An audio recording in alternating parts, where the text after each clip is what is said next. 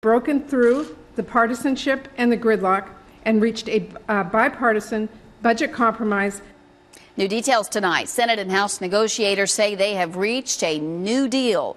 The plan will now replace automatic spending cuts with long-term savings. This plan has been in the works for weeks behind closed doors. Now, while the government worked to reach this new deal, it also managed to waste more of your tax dollars this year than it would take to buy Apple's entire company. Our national correspondent Christine Frizzell takes a look in tonight's Waste Watch report. In Washington, where everything has to be big to stand out, wasting your tax money is certainly no exception. But it is unconscionable to me that when we spend their money, that we're wasting 15 to 20% of it all the time. The Government Accountability Office estimates that federal agencies flush about $250 billion down the toilet every year. That's more than enough cash to operate the combined departments of Health and Human Services, Homeland Security, Education, and Energy. Another way to look at it, that's more than enough money to buy iPhone maker Apple, rival software maker Microsoft, and Coca-Cola. Lawmakers talk about waste, lament it, sometimes even rail against it.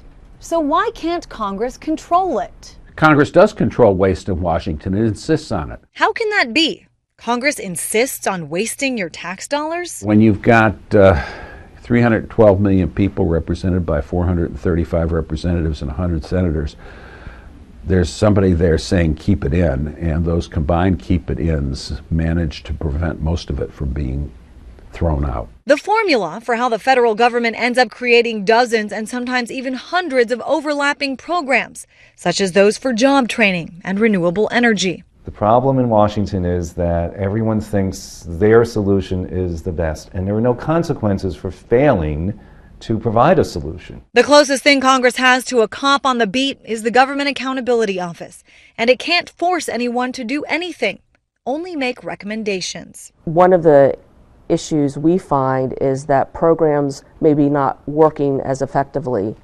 as policymakers had intended, and so they create another program to help aid that first program. There are no consequences for poor performing programs, and as Thomas Schatz with Citizens Against Government Waste has seen all too often, creates a much better storyline for lawmakers. Go home and say, well, I helped save $50 billion by consolidating the following 25 programs, because someone who benefits from one of those 25 programs will say, well, what happens to me? Which means taxpayers are also culpable for waste, because let's face it, cuts are good, but only when they happen somewhere else.